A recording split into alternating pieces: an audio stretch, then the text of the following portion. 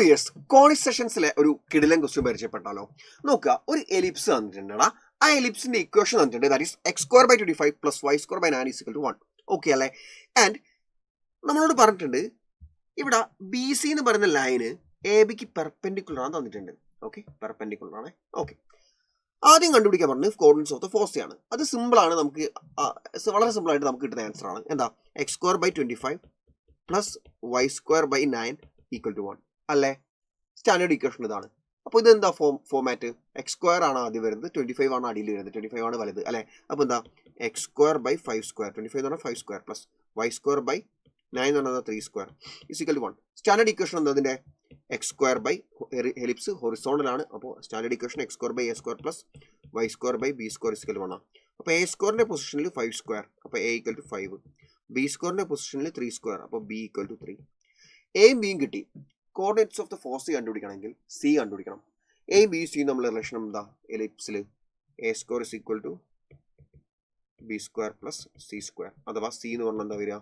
√a² - b², that's equal to √5² - 3², that is √25 - 9. 25 - 9 16. √16 എന്താ? √16, that is 4 അല്ലെ? സിന്റെ വാല്യൂ 4 ആണ്.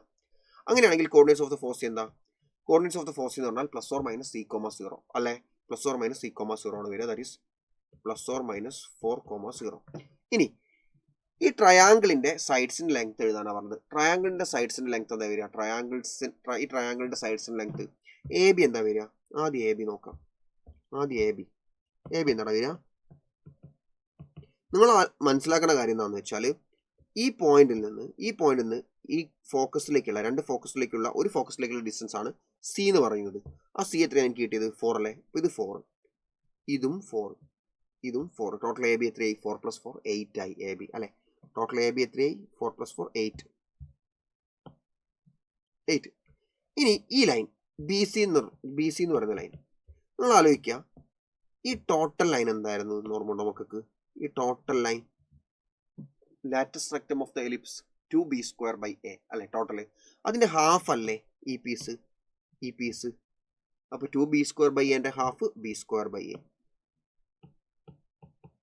അല്ലെ? b² എന്താ? b എന്ന് പറയുമ്പോൾ 3 അല്ലേ? അപ്പൊ 3² / a എന്താ? 5. 9/5. ഇനി നമുക്ക് എന്ത് കണ്ടുപിടിക്കണം? എ സി കണ്ടുപിടിക്കണം. പൈതഗോറസ് തിയറം ഒന്നും അപ്ലൈ ചെയ്യേണ്ട, പെർപെൻഡിക്കുലർ എന്ന് പറഞ്ഞുകൊണ്ട് അതൊന്നും അപ്ലൈ ചെയ്യേണ്ട ആവശ്യമില്ല. നമുക്കറിയാം ഈ ലെങ്ത്തും അതേപോലെ ഈ ലെങ്ത്തും ഇതിന്റെ രണ്ടിന്റെ സം എത്രയാ? A C + B C. എന്ന് പറഞ്ഞാൽ എത്രയാ? എടാ, ഇത് പ്ലസ് ഇത് രണ്ട് ഫോസിയിൽ നിന്ന് എലിപ്സിന്റെ മുകളിലേക്കുള്ള പോയിന്റ്, ആ പോയിന്റിന്റെ ഡിസ്റ്റൻസസിന്റെ സമ്മ് കോൺസ്റ്റന്റ് ആയിരിക്കും നമ്മൾ പഠിച്ചിട്ടുണ്ട്. ആൻഡ് ആ കോൺസ്റ്റന്റ് എന്ന് പറഞ്ഞാൽ ഇറ്റ് ഈസ് 2a. നമ്മൾ ചാപ്റ്ററിൽ പഠിച്ചിട്ടുണ്ട് അല്ലെ? 2a ആണ്. 2a. അതിൽ എ സി എനിക്കറിയാം. എ സിന്റെ ലെങ്ത് എനിക്കറിയില്ല. പ്ലസ് ബി സിന്റെ ലെങ്ത് എനിക്കറിയാം. എത്രയാ? 9/5. 9/5 = 2a ആണ്. 2a എന്ന് പറഞ്ഞാൽ എ എത്രയാ? എ എന്ന് പറഞ്ഞാൽ 5 അല്ലേ? അപ്പോൾ 2 × 5 10. ഓക്കെ, അപ്പോൾ എ സി എത്ര വരും? 9/5 അപ്പുറത്തോട്ട് പോയാൽ അപ്പുറത്ത് 10 ഉണ്ട്. 10 - 9/5. സോ 5 × 50 - 9/5. 50 - 1 9, 41. 41/5. അതാണെന്ത്? അത്രയും യൂണിറ്റ്സ്. അതാണ് എ സിയുടെ ലെങ്ത്.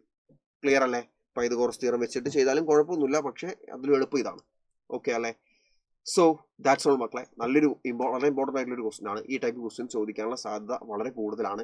ആൻഡ് ഇത് 2020 ചോദിച്ച ക്വസ്റ്റ്യൻ കൂടിയാണ്. ഓക്കെ, ഇംപ്രൂവ്മെന്റ് എക്സാമിനേഷന് ചോദിച്ച ക്വസ്റ്റ്യൻ കൂടിയാണ്. ഓക്കെ അല്ലേ?